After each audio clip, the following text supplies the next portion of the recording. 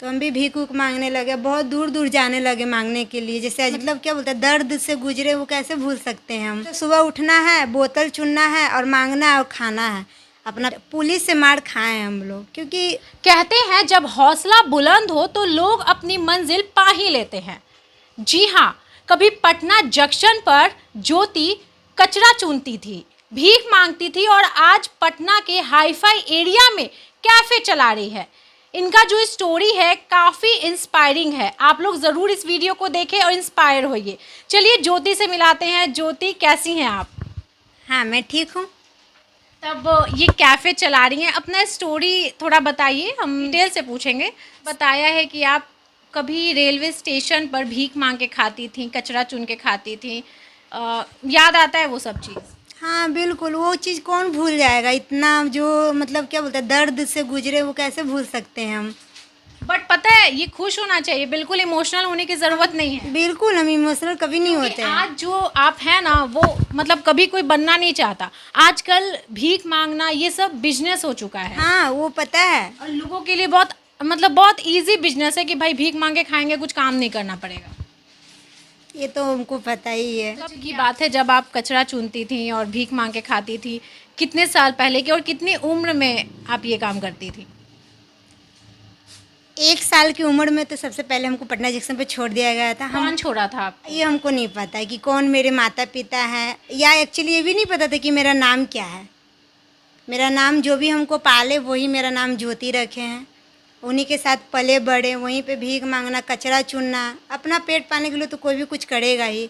तो उस समय हम छोटी थे काफ़ी, हमको कुछ समझ भी नहीं था। भीख मांगते थे, कचरा चुनते थे। अगर बोतल ना मिले तो ट्रेन में भी जाके बोतल चुनते थे। ऐसे ही मेरा ज़िंदगी 10 साल तक गुजरा वहाँ पे। उसके बाद हम रैम्बो होम में आए। रैम्बो होम में आने के बाद मेरा स्टडी वगैरह हुआ। हाँ रैम्बो होम जो है वो राजवंशी नगर में है। अच्छा, 10 साल जो आप कचरा चुनी, कहते हैं कि लड़कियों के साथ मतलब बहुत शोषण होता है जब वो भीख मांग के खाती हैं, रोड पे सड़क पर काम करती हैं। तो कभी आपके साथ ऐसा हुआ है? ऐसा तो कुछ नहीं हुआ, बट पुलिस से मार खाए हम लोग। क्योंकि पुलिस वाले लोग ना पहले के मतलब बहुत दे थे। मतलब जो भी भिखारी रहता है उसको सोने भी नहीं देते। अगर बारिश का टाइम है तो सोएगा कहाँ व्यक्ति, स्टेशन पे सोएगा, नहीं सोने देते थे। मतलब सड़क पे आप सोती थी तो पुलिस आपको सड़क पे भी? नहीं, मतलब कि स्टेशन में स्टेशन पर तो वहाँ पर सोने भी नहीं देते? नहीं सोने देते थे पहले। तो फिर कहाँ जाती थी सोने के कहीं लिए? भी नहीं। अब जहाँ भी आग उग जला कर बैठ जाते थे कि अब सोना तो है ही नहीं। अब मॉर्निंग होता था तो सोते थे। तो कभी आपके साथ मतलब कुछ ऐसा हुआ जिससे आप डरती हैं अभी भी, क्योंकि उस समय आप बहुत कम उम्र की थी? ऐसा मेरे साथ नहीं हुआ, क्योंकि मेरे साथ जो जो थे ना, मेरे मतलब मेरे पिताजी जो हमको पाले थे, वो ऐसा कभी हम मेरे साथ होने ही नहीं दिए। मतलब पिताजी, आप उनको पापा बोलती हैं? अब वो बचपन से पाले, हमको किसी के बारे में कुछ नहीं पता था कि मेरे माँ कौन है, मेरा बाप कौन है। मतलब वो क्या करते थे? वो दातुन बेचते थे सबसे पहले। फिर दातुन का बिजनेस अच्छा नहीं वही चला। आपका नाम रखे? हाँ, मतलब नहीं वो नहीं रखे, काड़ी देवी थी वो हमको पहले पाली। फिर 2 साल के बाद उनका मृत्यु मतलब वो डेट हो गई। उसके बाद फिर वो मतलब हमको पालने लगे। अब वहीं पे फिर उनका बिजनेस अच्छा नहीं चला तो फिर भीख मांगने लगे, बोतल उतल चुन के अपना पेट पालना। अब वो दो को कैसे पालते हैं, तो हम भी भीख उक मांगने लगे, बहुत दूर दूर जाने लगे मांगने के लिए। जैसे अजमेर में भी गए हैं मांगने। फिर तो 10 साल बाद आप स्कूल ज्वाइन की, रैम्बो होम जो राजवंशी नगर में है। 10 साल बाद हमको मेरा सर्वे हुआ। सर्वे के द्वारा रैम्बो होम में आए। रैम्बो होम में आने के बाद में हमको तो कुछ नहीं आता था। मतलब कि 10 साल की उम्र में हमको कुछ नहीं आता था। फिर रैम्बो होम में आने के बाद हम ब्रिज कोर्स का क्लास किए, जो बच्चे लोग को टीएलएम के द्वारा पढ़ाया जाता है। फिर उससे पढ़ के हम डायरेक्ट, मेरा 6 क्लास में एडमिशन हुआ। 6 उसका मतलब बेसिक मेरा मतलब वो बेसिक मेरा ब्रिज कोर्स से ही स्टार्टिंग हुआ। और उसके बाद हम 6 क्लास में गए। 6 क्लास से हम क्लास बाय क्लास पढ़े हैं।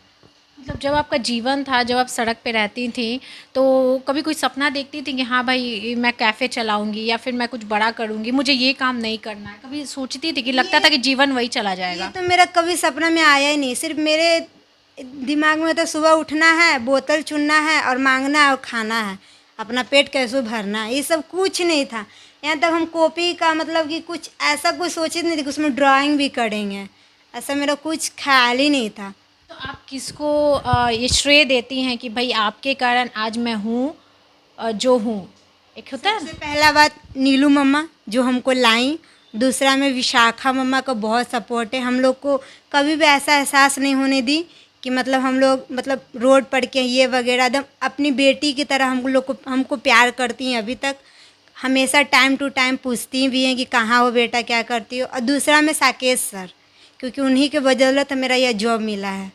ज्योति आप बहुत स्ट्रांग है। पता है आजकल लड़कियां जब अकेले रहती हैं तो उन्हें बहुत डर लगता है, बट आप अकेले सरवाइव कर रही हैं। आप अकेले पटना में रह रही हैं। आपने कहा रूम लेकर के मैं रहती हूँ, तो कैसे सरवाइव कर पाती हैं? कभी होता है कि भाई किसी का नज़र गंदा है मेरे प्रति, कभी शोषण हो रहा है मेरे साथ, कुछ गलत हो रहा है, कभी डर लगता है, तो किसके पास जाती हैं, किससे बात करती हैं? मम्मा विशाखा मम्मा।